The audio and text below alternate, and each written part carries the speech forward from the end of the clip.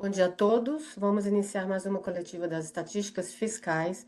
Aqui conosco Renato Baldini, chefe adjunto do Departamento de Estatísticas do Banco Central, que fará uma apresentação. Em seguida, iniciamos com as perguntas. Renato, bom dia. Bom dia, Adriana, bom dia a todos.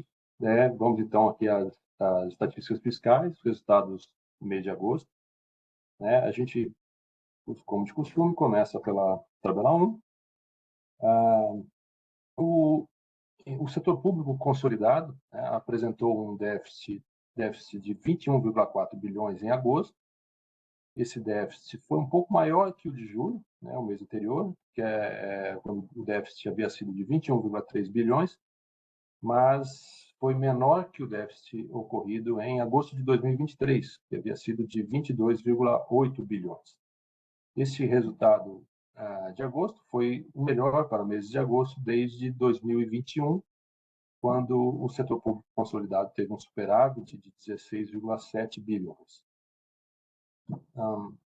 Na tabela 1 ainda, podemos ver que o déficit primário do setor público consolidado ficou muito próximo do déficit primário do governo central, que foi de 22,3 bilhões. E, assim como no setor público consolidado, o déficit primário do governo central, agora em agosto, foi menor que o observado em agosto de 2023, que havia sido de 26,2 bilhões. Acho que vocês sabem, o Tesouro Nacional, que divulga as estatísticas do governo central, apuradas pelo critério acima da linha, não foram publicadas ontem, não foram publicadas ainda, como já deveriam ter sido, como costumava ser, em razão de uma greve lá dos servidores do Tesouro, essa divulgação deve acontecer na semana que vem. Então, a gente não tem alguns detalhes ali que eventualmente pudesse ter buscado ali na divulgação do Tesouro, mas a partir da semana que vem estarão disponíveis. A gente, seguindo aqui nos dados da tabela 1, a gente vê abaixo do governo central os governos regionais. Eles também tiveram como resultado primário um déficit que foi de 1,1 bilhão em agosto, só que nesse caso o déficit foi menor que o ocorrido em agosto de 2023. Conferindo a tabela, os regionais, acho que eu falei, acho que eu troquei alguma coisa aqui. Não, foi 1,1 bilhão, regionais. Não, eu falei errado, perdão. O, é, eu não atualizei essa informação numa anotação que eu tinha aqui. O déficit primário, aliás, houve um superávit primário dos governos regionais de 435 milhões, comparativamente a agosto de 2023, quando tinha havido um superávit de 2 bilhões e meio. Então, teve uma redução do superávit primário dos governos regionais nos meses de agosto, comparando agosto de 24 com 23. Passando para a tabela 2, a gente vê os resultados acumulados no ano, de janeiro a agosto. Nós vemos que de janeiro a agosto o setor público consolidado acumulou um déficit primário de 86,2 bilhões. Esse déficit acumulado no ano foi maior que o déficit acumulado em igual período, 2023, que havia sido um déficit de 79 bilhões. Olhando para o governo central, essa evolução para o governo central, agora em agosto, um déficit de 101,6 bilhões, que foi um resultado muito próximo ao que havia sido verificado no mesmo período, no mesmo acumulado até agosto de 2023, quando o governo central registrou um déficit de 101 bilhões, 101,0, bastante próximo, então. E nessa mesma comparação, os governos regionais tiveram agora um superávit primário de 22,6 bilhões, comparativamente a um superávit primário acumulado de 23,5 bilhões nos mesmos 8 primeiros meses do ano de 2023. Tá? Ah, na tabela seguinte, a tabela 3, a gente tem o acumulado nos últimos 12 meses e vemos que o acumulado até nos 12 meses até agosto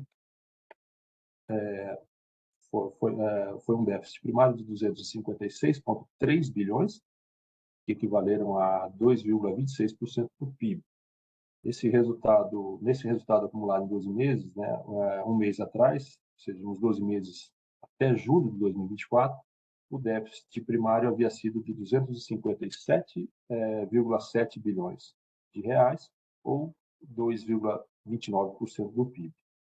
Houve, portanto, uma redução no déficit acumulado em 12 meses, né, de julho para agosto, e nessa tabela é possível ver que essa redução ela tem sido observada mês a mês desde maio, quando em maio o déficit acumulado em 12 meses havia alcançado 2,52% do PIB. Então, 2,52% do PIB passou para 2,44% em junho, 2,29% do PIB em julho, 2,26% do PIB agora em agosto.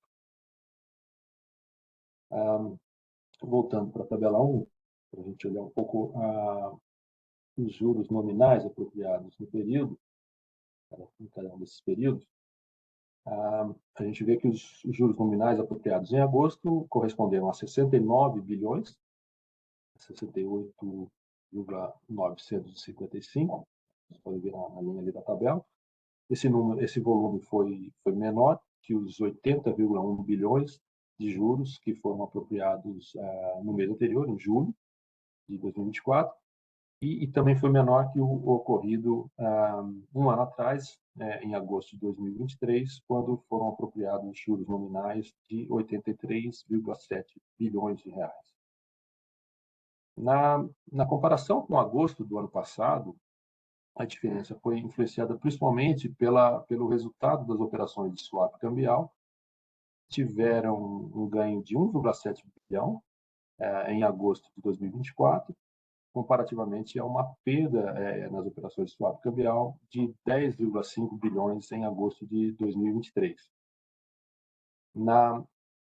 Fizemos a mesma comparação, mas com o mês anterior, né, com julho de 2024, a redução dos juros apropriados também foi influenciada pelo resultado do swap cambial, influenciada principalmente pelo resultado do swap cambial.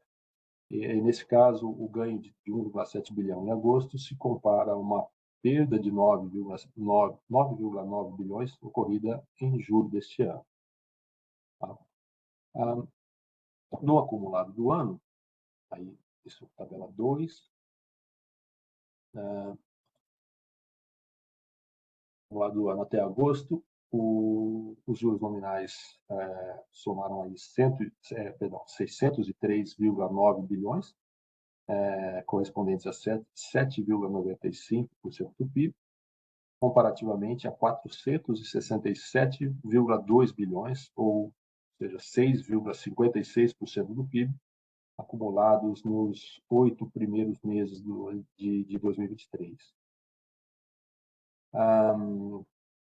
Olhando ainda para os juros, mas na tabela 3, acumulado nos últimos 12 meses, nós vemos que no resultado acumulado nos 12 meses até agosto de 2024, os juros nominais apropriados corresponderam a 7,55% do PIB, com uma redução em relação aos juros acumulados dos 12 meses até julho, que haviam correspondido a 7,73% do PIB. Essas 3 tabelas mostram também, mais no alto, o déficit nominal, ou seja, o fluxo fiscal, considerando-se o resultado primário e também os juros nominais, né, a soma das duas coisas. Olhando só aqui o acumulado em 12 meses, esse déficit nominal atingiu 1,1 trilhão e correspondeu a 9,81% do PIB, mostrando uma pequena redução em termos de percentuais do PIB em relação aos meses anteriores, né, junho e julho, como podemos ver na tabela. 10,01% do PIB em julho, 9,92% do PIB em junho. Okay? A gente pode passar para análise aqui do endividamento do setor público, né? Começando pela dívida líquida do setor público. Isso aparece na tabela 4. Ali a gente vê que a dívida líquida do setor público situou-se em 62% do PIB, nível em torno do qual a dívida líquida tem oscilado nos últimos meses, meses recentes aqui. Havia sido 62,2% do PIB em junho, 61,8% em julho, agora 62,0%. Então, tem oscilado ali no torno desse patamar, nos últimos 3 meses, portanto. Se olharmos a tabela 17, se não me engano, a gente pode ver aqui a dívida bruta do governo geral. A dívida bruta no mês de agosto aumentou 0,1 ponto percentual e correspondeu a 78,5% do PIB, que é o nível mais alto da dívida bruta desde outubro de 2021, quando havia sido de 79,5% do PIB. Bom, esses eram, então, os dados que eu trouxe para apresentar a vocês, não muitos, e eu passo a palavra à Adriana, a gente pode abrir para as perguntas. Adriana? Obrigada, Renato. Quem quiser fazer alguma pergunta, basta clicar na mão que está disponível na tela e, quando chamado, por gentileza, se apresentar nome e veículo que representa. Vamos iniciar com Gabriel. Gabriel, bom dia.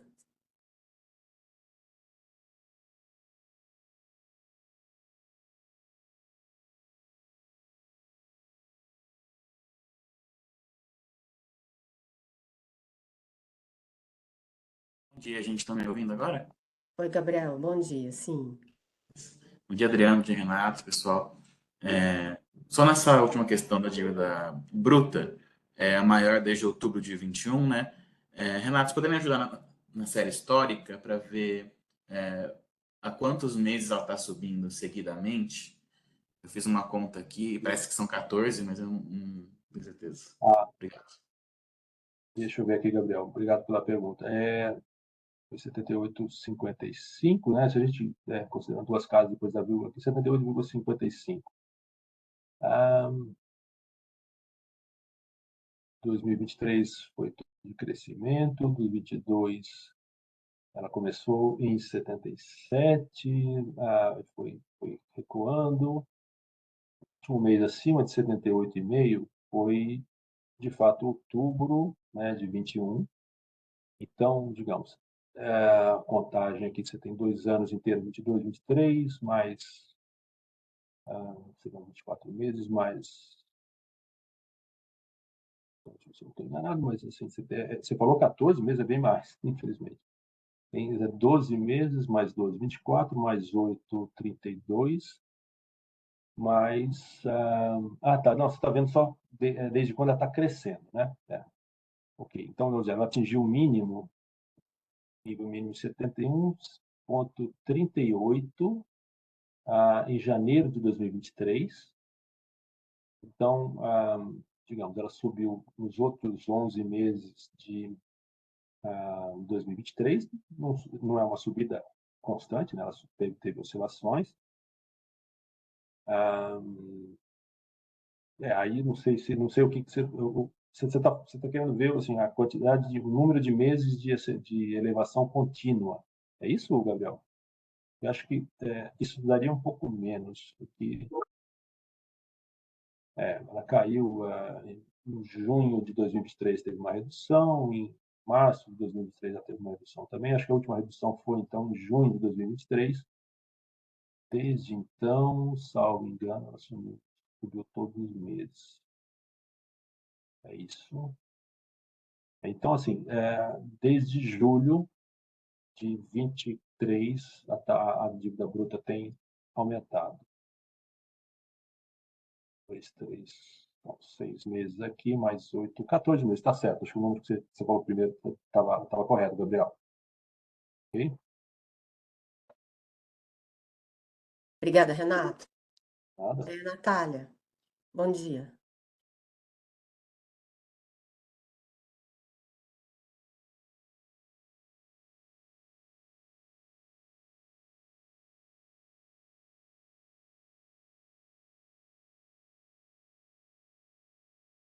Bom dia, tudo bem? Oi, Natália. Baldini, eu tenho uma dúvida com relação aos valores esquecidos, né? Teve aquela, eles não vão ser computados como receita primária pelo BC, mas vão ser considerados para fins de cumprimento da meta fiscal na questão lá da compensação da folha, né, da desoneração da folha. Eu queria entender melhor como que isso vai ser feito pelo BC, se vai caber ao TCU alguma determinação. Para mim não ficou muito claro que, embora não seja computado ali, né, na parte das estatísticas, mas isso tendo que ser considerado para cumprimento da meta. Ok, Natália, obrigado. Olha, algumas coisas são importantes de frisar. Uma, acho que a mais importante aqui é que o Banco Central não é responsável pela verificação do cumprimento da meta ou não. Não é o Banco Central que afirma, digamos, certifica o cumprimento ou descumprimento da meta. O Banco Central produz essa estatística de estatística fiscal, né, que a gente está apresentando aqui. Tem os critérios de apuração, ela é apurada pela metodologia abaixo da linha, como vocês sabem, na comparação do endividamento do setor público no período inicial, no período final. E esses indicadores que o Banco Central produz, eventualmente, são utilizados para essa verificação, mas não é o Banco Central que faz a verificação, não é o Banco Central que atesta, certifica o que quer que seja em relação ao cumprimento da meta, né? E o que já tem, como você sabe, e já mencionou, né? O Banco Central segue uma metodologia internacional, segue um padrão metodológico que se mantém ao longo do tempo e que basicamente considera como receitas primárias aquilo que seja decorrente de um esforço fiscal no período, né? E o Banco Central já se manifestou, já expôs o entendimento de que essas receitas não seriam vistas como receitas primárias na compilação estatística, segundo a metodologia que nós utilizamos e que a gente mantém. Okay? Mas a verificação não compete a nós, não compete ao Banco Central. Natália, você ainda tem alguma pergunta? Eu tenho uma outra pergunta com relação à dívida bruta. Na nota que vocês soltaram, falava em aumento de 0,2 ponto percentual. É só uma questão de arredondamento? Eu creio que sim, Natália. Um colega me chamou a atenção aqui de que houve esse aumento de 0,2. Eu li o que aparece na tabela 17 em Acho que relação dá ao 1,5, né? Alguma coisa assim, pelo menos. sim, esse 78,5, ele é 78,55, então 1,55 menos 1 se arredonda para 2, para 0,2, né? Perdão, 0,55, né? 0,55, isso é. Deixa eu ver, cadê onde eu vi o outro nome? Assim, é isso, é uma questão de arredondamento, né? Acho que o número arredondado mais correto seria 0,2 em termos de aumento percentual do PIB, mas na tabela 17 aparece 78,4 e 78,5, a diferença desses dois seria 0,1. Pera, só um minuto, acho que na tabela seguinte aqui, cadê? Na tabela seguinte, onde aparecem os fatores que condicionam a variação da dívida, né? A gente vê 4,02, tá? 0,2% do PIB, você tem razão. Mas no mês passado, quando foi divulgado, estava em 78,5, né? Daí, claro que o número passa por revisão e tal. Só que daí eu fiquei com uma dúvida. A gente considera como elevação, ainda assim, né, nessa tendência de alta aí, os 14 meses?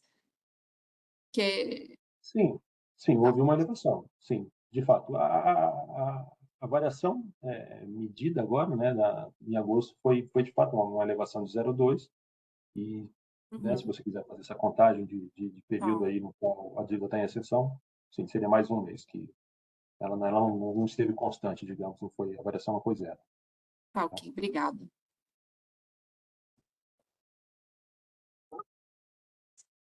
Obrigada, Renato. Sem mais perguntas, Natália? Tem mais, obrigada. Cícero, bom dia. Só um esclarecimento para a Natália e para os demais, assim, então, essa variação também é importante lembrar. Isso aqui é dívida sobre o PIB, né? Então, teve o dado fiscal a gente não revisa, mas o PIB é revisado continuamente e houve o que explica ter aparecido diferente no mês passado foi a revisão do valor do PIB. Tá Tá bom? certo. Ótimo, obrigada. Cícero.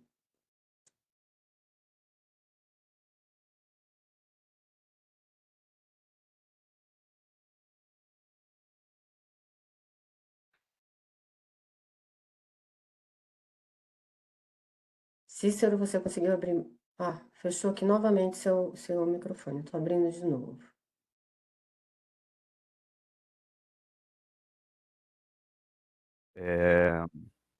Eu queria fazer uma pergunta relativa a essa conta de pagamento de juros, né? O terceiro mês seguido que está próximo do pico ali da série histórica, acima desses 800 bi no acumulado de 12 meses. Quando a gente está falando sempre na comparação interanual, a explicação tem sido a variação de swaps cambiais. Além disso, tem alguma outra coisa puxando essa tendência de alta? É possível fazer essa separação? Cícero, obrigado. A dívida, assim, a gente tem frequentemente a conta como principal explicação para a mudança de nível do volume de juros apropriados, né, seja no mês, seja no acumulado. A gente costuma contar a participação dos swaps cambiais, porque frequentemente eles são o fator que mais pesam na diferença, né, se você olhar ao longo da série aqui, não sei se todos os meses, mas a gente comparando, por exemplo, o acumulado nos 8 meses de janeiro a agosto de 2024, janeiro a agosto de 2023, a principal explicação para a diferença, para o aumento desse valor de juros acumulados nesse período, apropriados nesse período, são as operações de swap cambial. E a gente sempre procura destacar isso.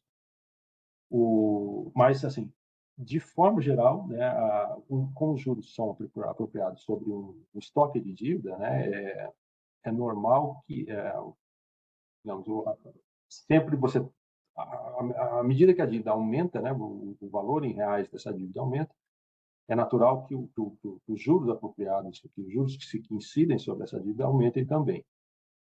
Então, na evolução, dependendo de qual período você considerar lá atrás, né, tende a ser os swaps cambiais como o primeiro fator condicionante dessa elevação, mas o próprio aumento da dívida é um fator importante. Certamente o fator seguinte. Agora, pesam também a variação, eventualmente, dos indexadores da dívida, né? Seja o IPCA, seja a Selic. Então, a comparação que você estava falando, eu acho que era em relação a a gente está vendo aqui o acumulado em 12 meses, né? Mas se a gente comparar com... deixa eu achar o lugar aqui onde tem os valores dos swaps aqui. Se a gente comparar com o que tinha até julho, perdão. Tem muitas páginas aqui na minha tela, só um minutinho.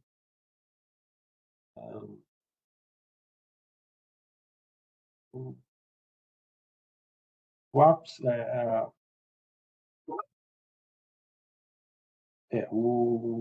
no caso desse, na comparação com o julho, né, tanto o IPCA quanto a Selic até diminuíram. E então, fora o efeito dos swaps,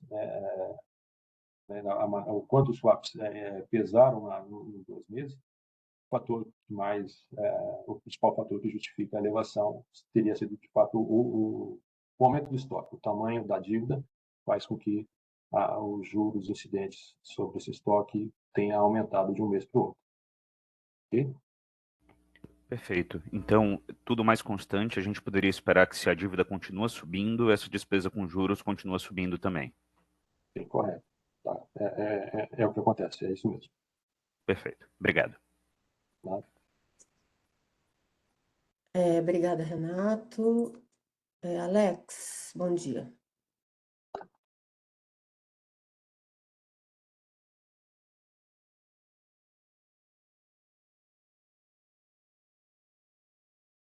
Alex?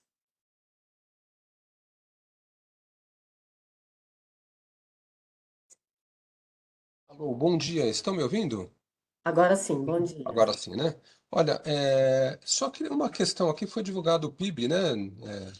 Acho que não foi no início do mês, né, que foi divulgado, e parece que não teve uma mudança muito grande em relação ao PIB que o Banco Central estava trabalhando, né, nesse período aí. Embora tenha tido uma surpresa significativa no PIB do segundo trimestre.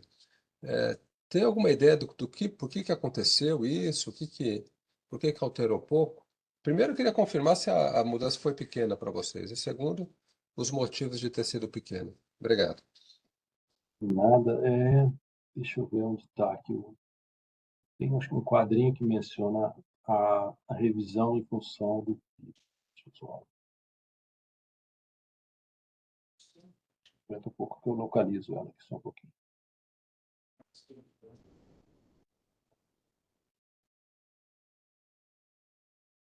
Essa revisão, deixa eu ver se eu estou fazendo a leitura correta. Bom,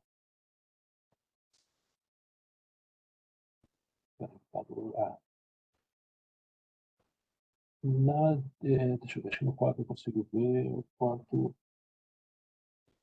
Vou te dar um exemplo, Alex. O número que a gente tinha. Chegou, Marcos. Oi, desculpa.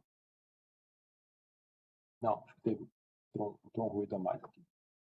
O valor que a gente tinha para a dívida líquida, né? Vamos olhar a dívida líquida. Que a dívida líquida, medida com o PIB antes da revisão, era de 61,9% do PIB.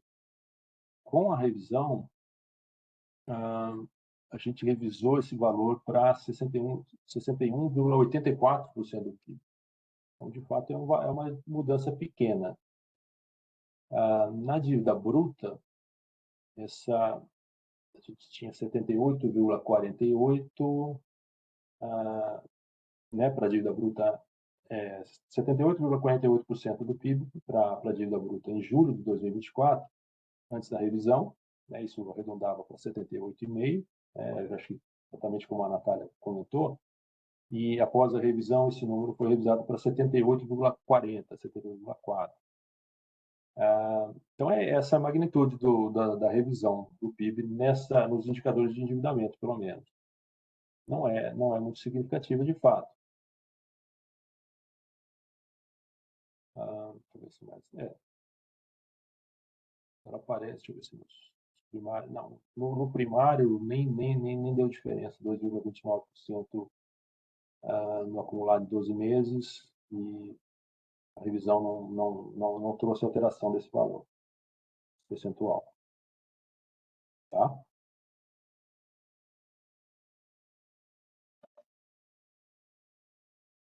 Obrigada, Renato.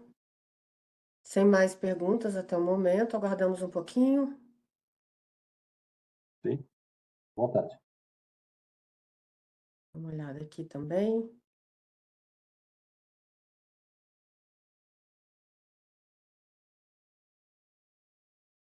Acho que podemos encerrar, Renato. Alguma consideração final? Não, né? Era isso. A gente encerra o ciclo mensal aqui de apresentação das estatísticas. Então, agradeço a todos hoje e nas outras notas. Mês que vem estamos de volta. Tá? Provavelmente com o Fernando. Obrigada, Renato. Obrigada a todos. Um bom dia e até a próxima. Obrigado. Bom dia a todos.